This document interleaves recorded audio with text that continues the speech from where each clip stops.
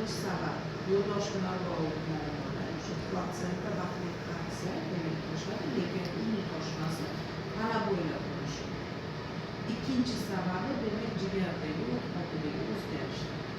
Mana shu ikki sabablar demak boshqa. Endi uchinchi sabablar ham bor. Bu sabablar demak yeyotgan mahsulotlarimiz hisobiga tanali reaksiyasi allergik holatida demak toshishi mumkin.